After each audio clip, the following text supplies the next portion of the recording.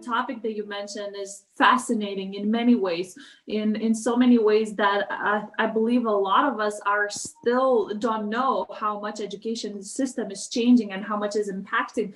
Yesterday, we had a very interesting debate with Stefan Albani as well, discussing how education system is transforming and how much fear it actually brings in education system.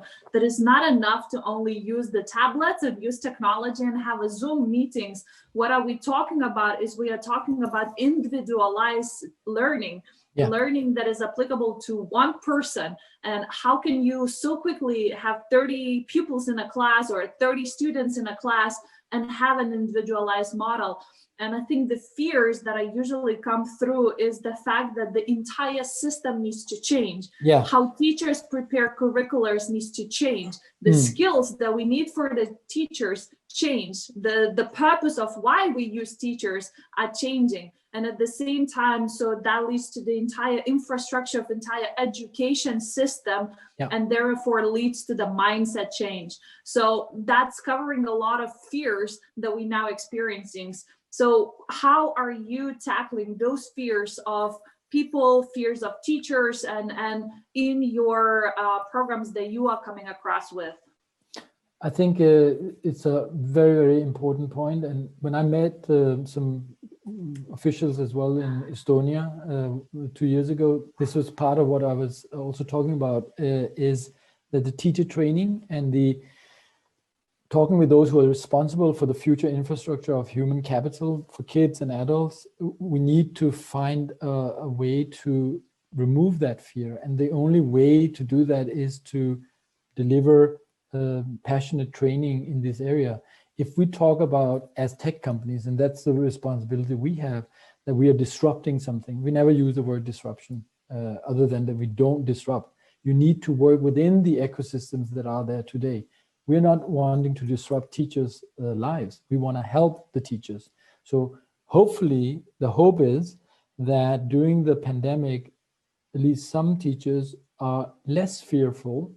They've experienced it because they were thrown into this. And after the vaccinations and everything has been rolled out, hopefully there will be a more openness to say, all right, how will the new normal then be? What kind of training do we now need to be able to deliver more personalized teaching to the kids? And similarly, in companies where we now have learned that we can conduct a lot of efficient things as companies, how can we also make sure that the reskilling, the upskilling that I mentioned initially can be done effectively, and then find that right blended model of humans interacting with systems, but also human to human. We need to keep that human element intact still, but so it's not an either or, it's that exact blend. And that's how we as a company are working with the governments around the world, and obviously also companies to absolutely. And I think the key point in here is, as you said, that blend, that cocktail, that mix between AI teaching the skills in terms of the particular knowledge, but the people or human part of the hybrid part of our teachers, lecturers, professors are teaching more character skills, more looking, and as you mentioned, not only the character skills, but those skills of problem solving, looking for knowledge, cooperation, working together, those kind of other aspects, not that much technical skills, but more personality development skills. And I think it's leading to entire education system changes. And how do you see that system change? How quickly do you see that system change, moving from the current model that, to be honest, haven't changed for the last 500 years, when we were sitting in the tables, books, Blackboard, and and we still do that, right? The education is still there.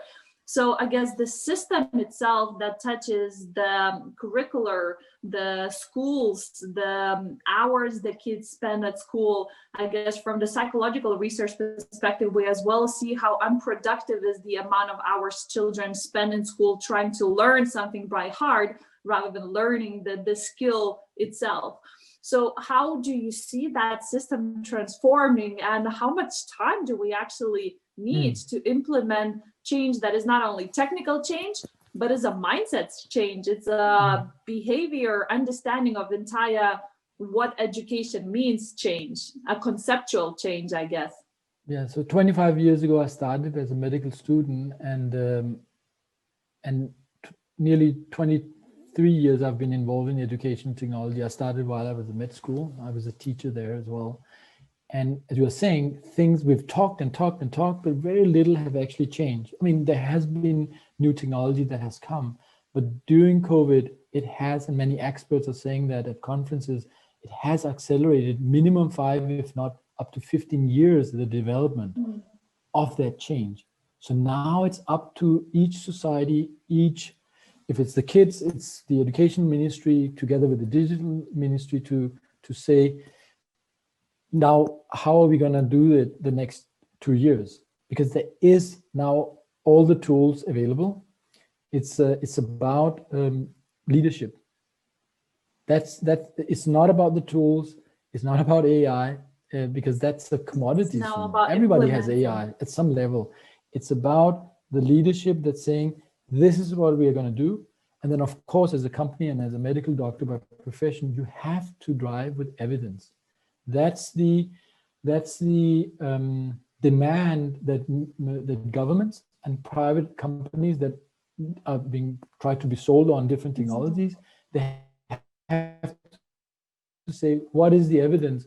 Similarly, like we have in the pharmaceutical industry, if a pharmaceutical company says this vaccine works, we will give the vaccine, but it needs to show that what is the evidence.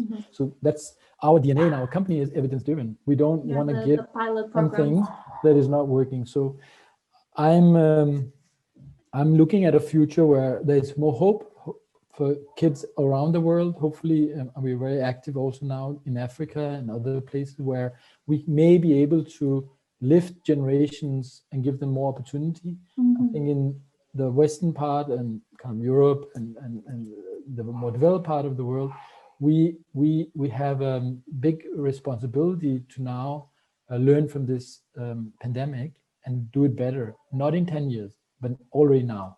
Absolutely. And you mentioned as well, you talked about adult learning, and I guess that's becoming more and more important in so quickly changing reality. I guess, as you mentioned, what we talked before pandemic about the future of the vision and artificial intelligence and digitalization is good to have one day.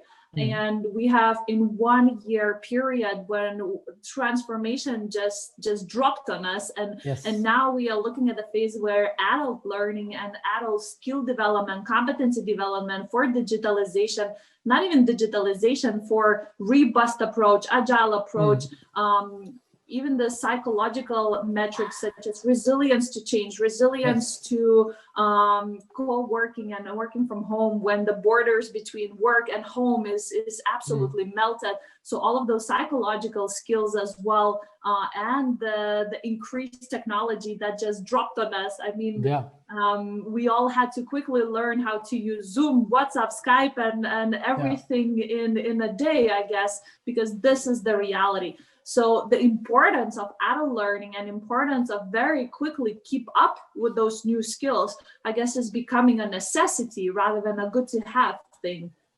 Yeah, like a final remark, I mean, for the Baltic region, if we have to talk about business and growth, the true differentiation point for the Baltic region is not going to be your tax policies. I know that has been great, and I learned about it when I was there last time. It's going to be well-educated human capital that dynamically can be tackling complex challenges that we will continue to face. It's not going to be AI. AI is a tool, it's good, but that is what it is. And I mean, all the interactions I've had, you have that base.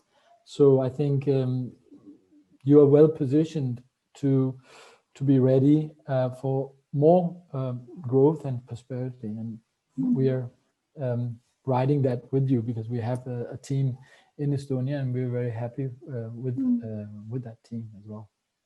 guess the last question in terms of we covered education, we covered the adult skill learning and being prepared for this new vision.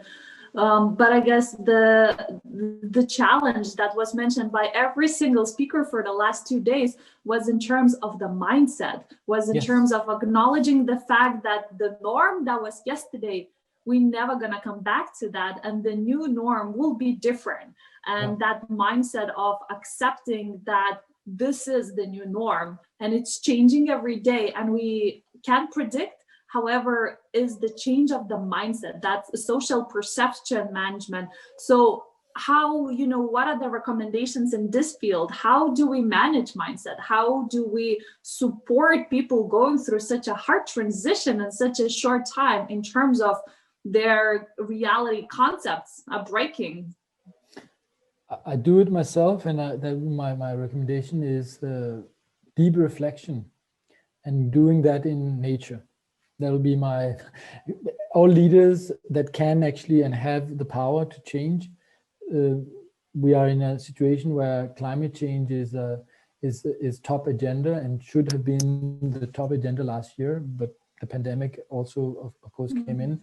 So I think we've learned so much the last year and we need to continue, take that. We also need to save the planet, right? So to use this as an opportunity to be out in the nature, but reflect all what we learned, and then those in power take decisions to implement those learnings. So that's, I think, the mindset. It has to be about execution now. We can't wait, neither on the climate change and neither on using the learnings we got the last 12 months.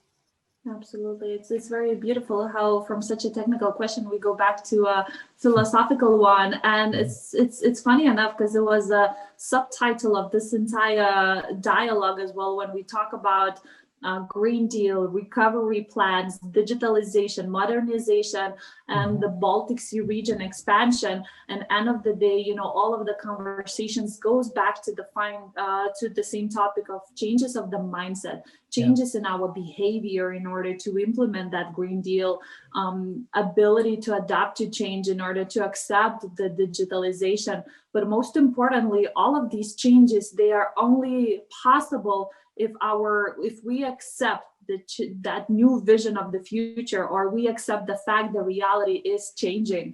So thank you so much for today's amazing debate. So we had Dr. Khurram Jamil, who is a president and co-founder of Strategic Initiatives Area 9 in Germany. Thank you so much.